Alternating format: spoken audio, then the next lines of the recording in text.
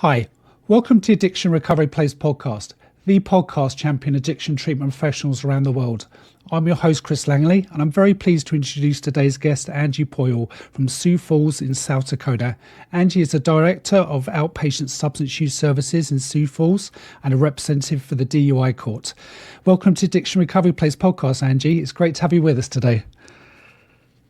Thank you so much for having me. Good morning. No, really appreciate it. And thank you very much for taking the time out of your very busy schedule to speak to us today. So we're just going to jump straight in on the first question, Angie. Can you tell us about yourself and your journey to becoming the Director of Outpatient Substance Use Services, please? Oh gosh, that's such a long story. So my mother actually struggled with addiction for most of my life. And so then when I got to college and I found the major of addiction studies at the University of South Dakota, that just kind of easily fit. And yeah, it just kind of made sense. Then I struggled with my own addiction in high school and college, and started working in the field, found recovery actually at the very beginning of working in the field in my internship. And I guess the rest has been history. Okay, so what other roles have you had in between going to college and now, obviously with your very important role as being director of your services? I mean, what other work did you do in between this? So first, when I was in my internship in college, very many years ago, I worked in our state, was basically considered our state hospital back then, or our state program. It was an inpatient adult program for a few months. Then I decided to take a long break for motherhood. I believe it was about 18 years, something like that. I paused my trainee status as a counselor for about 18 years, and then got a lot of what I would say practical experience as a mom. Then I came back to the field, first part-time, worked actually at a medication-assisted treatment center for a little bit. So that was kind of a big change to come back to the field after so long, and then suddenly there was medication. And so that was really a fun learning curve to come back, and it was suddenly that being done. And that was about 10 or 12 years ago. Then only did that for about a year, then worked at a different inpatient treatment center, which was great, excellent. And then came to work where I'm currently working, and it was outpatient treatment. And then really enjoyed that, learned all I could, got trained in all the different treatment programs that I could, and just to kind of worked my way up. Enjoyed doing all the different things. Started working with kind of some specialty stuff with the more justice-involved clients, justice-impacted and justice-involved clients that are a little maybe deeper down the path of justice involvement. And kind of fell in love with that. Kind of really, that's the area that I enjoy most. Now I can't see myself not wanting to work with that population. And that's more what we tend to serve now at our agency. About, I would say 95% of our clientele is the justice. So what did it feel like when you came back from being such a long time on leave with your family, and then discovering the mat is now available? That must have been quite a turnaround. I was so excited. I've lost a lot of family members to addiction, including my mother, during that time. And I love the fact that this is an option now for people, that if there's something more we can do, I think it's a great idea. Yeah, it's really cool. Definitely. And at that time, it was a really, yeah. No, carry on. Sorry. Oh, it was a really small clinic. It was a small agency, and I was able to work really hand in hand with the doctor that was the prescriber, and it was generally done very well, and I saw how it could be done very well, the medication assisted treatment, and we saw some excellent success, and it was just wonderful to see the advances. Yeah, most definitely. So Angie, can you tell us about your role and who you work with, please? My current role, so I direct the majority of our outpatient addiction services right now. So that includes, right now we have 2 counselors that basically oversee what we call our CGI services, our Criminal Justice Initiative services. Quite a few years ago, there was some legislation to try to keep any of our justice impacted individuals out of prison, and to try to do some treatment with them instead, which obviously is a great thing. So there was extra, money, legislative stuff that was done to try to promote that. So 2 of our counselors do the majority of those special treatments. One of them is, substance abuse treatment. The other is kind of a criminal thinking group. It's called MRT. That's a pretty widely known one. We kind of have the majority of the contract for that. We do a ton of MRT here. We really love that one. One of my favorite things to do. We do a bunch of MRT groups. So two of the counselors do that. And then we have 3 other counselors right now. We do have an open position also. But then the other 3 counselors that I supervise do like a lot of substance use evaluations. We do a lot of those. And then some of our other outpatient services, which is like intensive outpatient group and a lot of aftercare groups. So what other agencies do you work with in the community? Oh, all sorts of stuff. Yeah. So probation and parole, we work hand in hand with probation and parole. I know those guys, those people well. I have those guys on speed dial, and with the attorneys, like public defender's office, all sorts of people in the community, the residential living facilities, to all different resources for our clients. Because we do a lot of substance use evaluations to get people into all sorts of treatment. Here we have level 1.0 and level 2.1.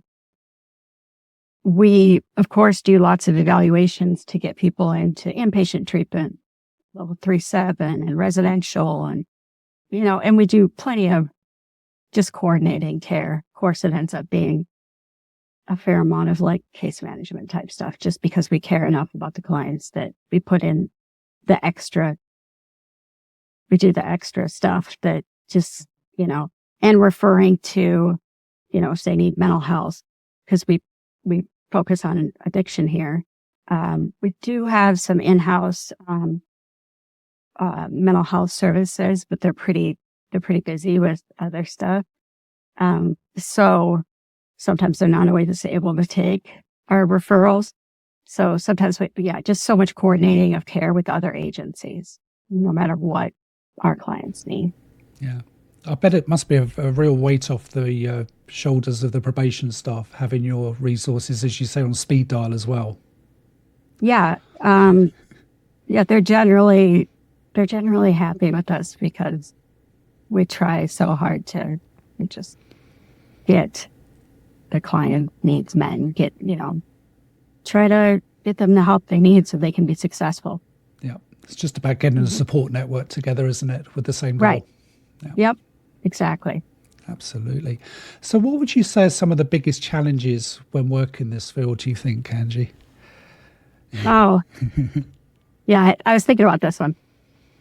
So I would say the two biggest challenges are probably when resources are limited.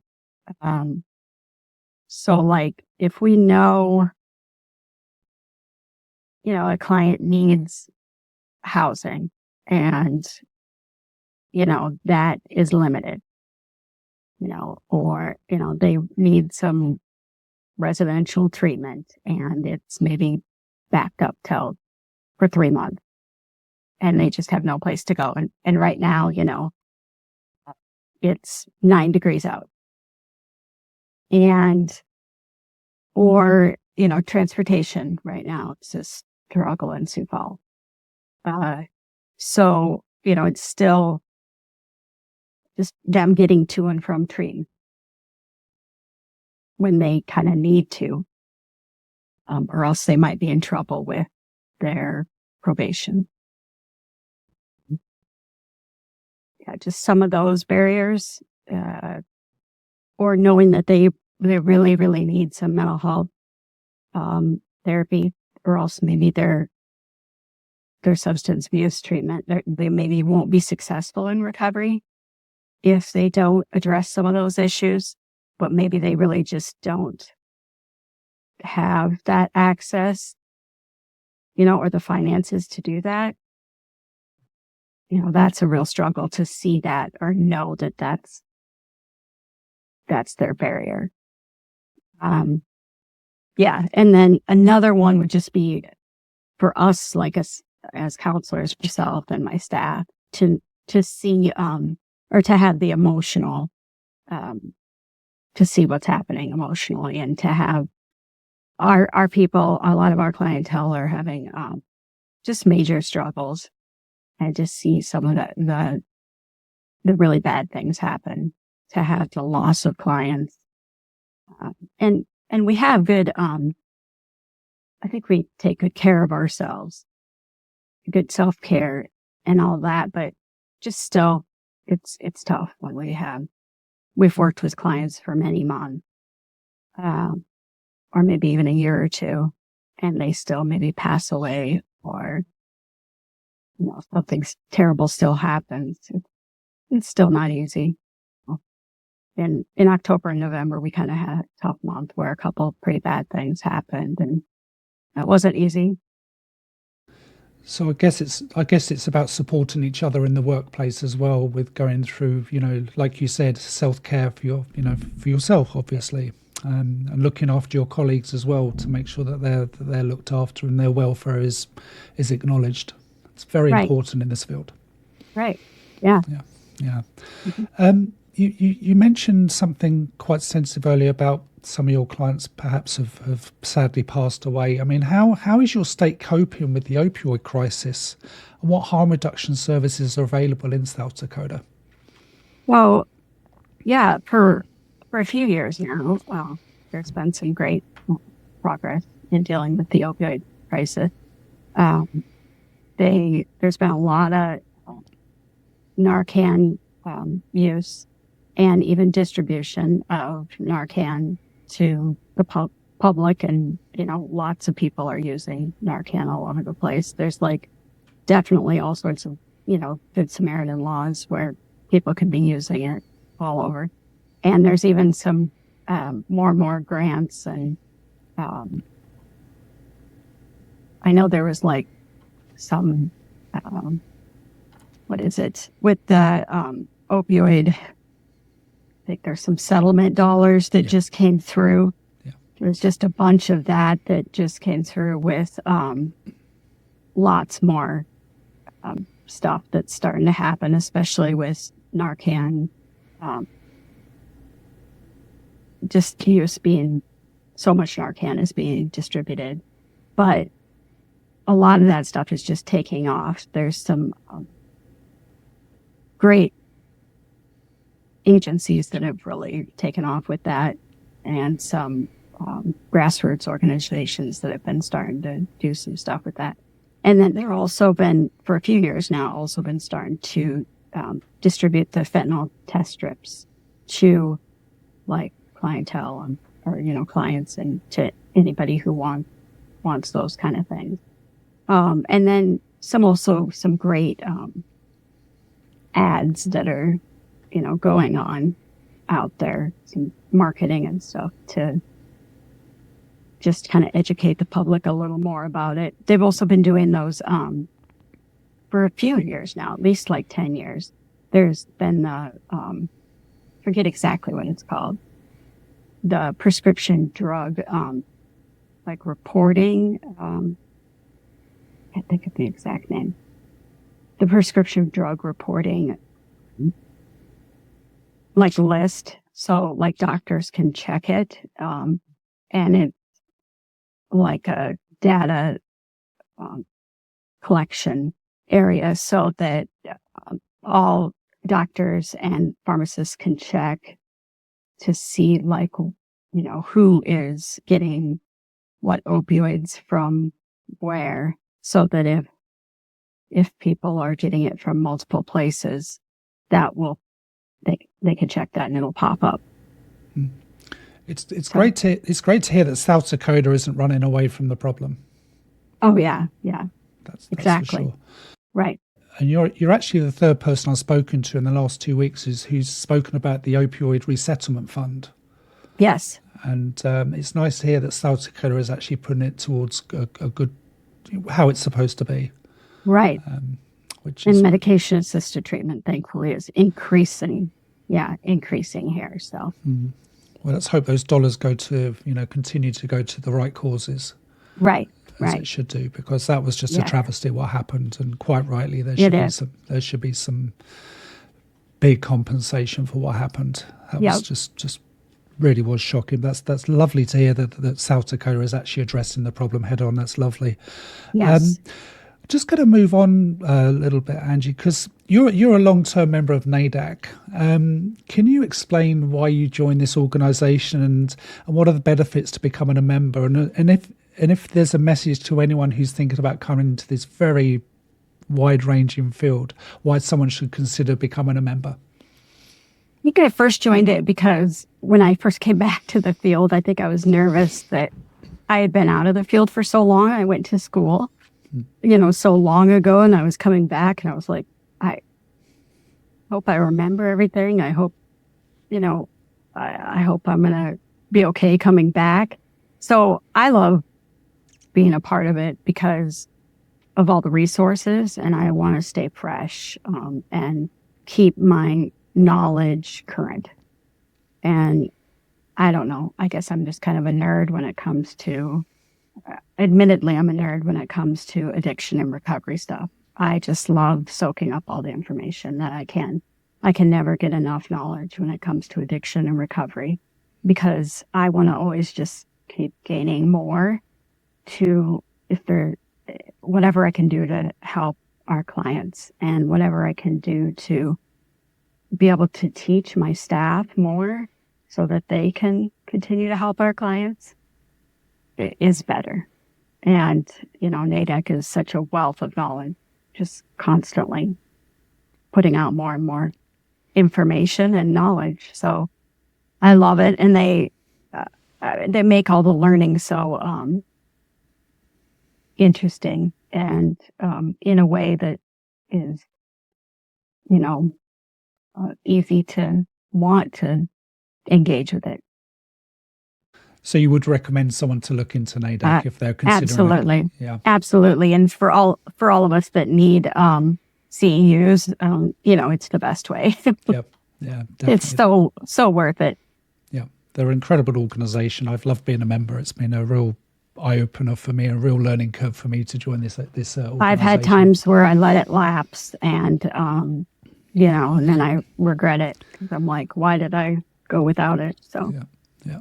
Wonderful. Well, thank you for that. That's great. One question I always like to ask about is the word stigma, because but this comes up on all of our podcasts. So I always like to kind of finish our podcasts around this. But why do you think it is that in this day and age we're still having such an issue with stigma, given the crisis of addiction and health that is sweeping across the world now? Okay, so I was thinking about this one, and I myself, I'm a person in long-term recovery, and I guess I was thinking that I don't really, on a personal level, I don't face it. I didn't used to be this way for a long time in recovery, but I didn't used to talk about it. And then I do now. I talk about it all the time. I just tell people like, I'm in recovery. And I don't think I face it, but I think that's because I don't look like it maybe. And so people don't stereotype me or anything. In fact, like if I tell a doctor or something, or when I've had minor surgeries, they just kind of look at me. They're like, you, what? And that always annoys me because I'm like, what do you mean? It can be me. It can be anybody.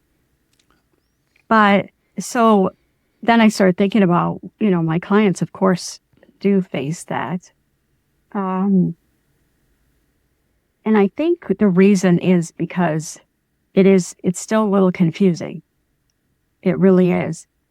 Even my clients struggle to accept it because my clients, I don't do a ton of client contact anymore, but I still do have a little bit. I'll do a little bit of individual sessions, maybe with problem solving for a client or something like that. When they're struggling. And I notice definitely clients still struggle with so much guilt and shame if they have a lapse or things like that. And I think the reason is it's definitely it is a disease. And I'll tell them that myself I'll have 29 years of sobriety by the grace of God. If I make it to the 1st of January, we'll see. I always say, because you never know, right? You just never know. But it really is one day at a time. But I'll tell people that, I do still sometimes, I will occasionally have a craving. And that's how I know that it's truly a brain disease, because it'll just happen. And I'm like, what? How can that? It's the weirdest thing. But they will beat themselves up. The clients will really beat themselves up with that guilt and shame. And the reason is because it is a brain disease, but we do have choices that first one or two, like me right now, I absolutely have a choice. If I decide to go right now it's totally in my prefrontal cortex. I can go make those choices right now. And it would be 100% on me, those decisions right now to go and get a drink or go use something. I would be to blame if I went, made that decision to go get something right now. But then after that, after those first, that first choice, that's when it's out of control. And that's where it's kind of different. And that's where people don't understand that once those choices have been made and once someone is, those coping skills right at first, you can choose. But then after that, it gets out of control and someone doesn't have a choice. No. once they've lost control, and that no one would choose that. No one would choose that. You know, I've even sometimes had staff that is like, why are they doing this? Why are they doing this? And why are they lying to us about it? Because I've even had clients that I know that have been very honest with me in the past, and that we've developed a great rapport, and they'll stare at me and look at me right in the eye, and they'll be like, you know, Angie, I don't know why my drug patch is coming back positive. And they'll just lie to me. And my staff will ask me the same thing. Why are they doing this? And I'm like, I think it's because they so badly want it to be true. Themselves. You know, the guilt and shame is so there. But nobody would do that purposely. No one would, or they'll be like, you know, my staff will say, why are they doing this? They have everything to lose, you know. Nobody's choosing that. My mom didn't choose to do that to her family. My mom, you know, she didn't choose to end up dying. Not, you know, she just couldn't find recovery. Nobody wants that. It just spirals. At that point, it's just spiraled out of control, and they can't stop at that point. Yeah. Thank you very much for that very personal answer, Angie. By the way, that was really powerful stuff. Last question. I ask all my guests this because I get some really interesting and varied answers. But can you tell me your opinion of harm reduction and how it can play such a role in recovery? I think harm reduction is very important because people's lives matter. Yep. And I think that we should be willing to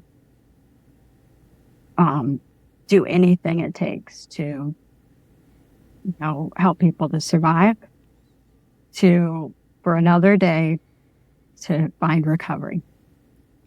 Now, you know, and whatever that means, I mean, not everyone's goal is to be 100%, you know, clean and sober from all substances. And that's okay, you know. We should, I think we just need to do our best to help everyone and to, reduce all harms. And harm reduction means all different things. There's so many different ways to reduce the harm.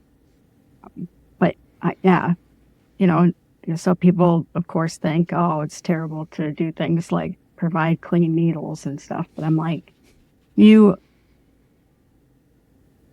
if it makes someone healthier,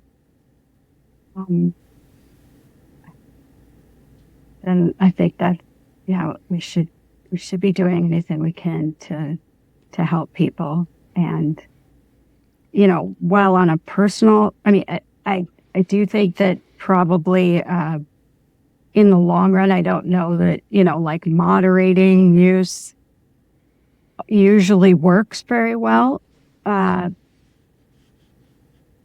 You know, probably not, but yet sometimes it can. And if anything we can do to try to get people to even doing better, why not? Yep. And I don't, you know, I don't know about judging that. And I just think that it's a great idea if we can help someone. Yep, most definitely. Mm-hmm. Last question, Angie. Do you have a message for anyone who's listening to this podcast who's going through an addiction? What would you say to them? You are worth it. You're worth a better life. And you have value and more things to give back to the world. There's a better life out there. It'll be tough, but it's worth it. And you can do this with the help that you'll receive. Well, what a perfect end to today's podcast, Angie. Thank you so much for joining me. It's been a real privilege and an honour to hear your journey as well, and to hear about the great work that you're doing in the state of South Dakota. Thank you very much for your time today. I really appreciate it. Thank you so much for having me. I appreciate your time.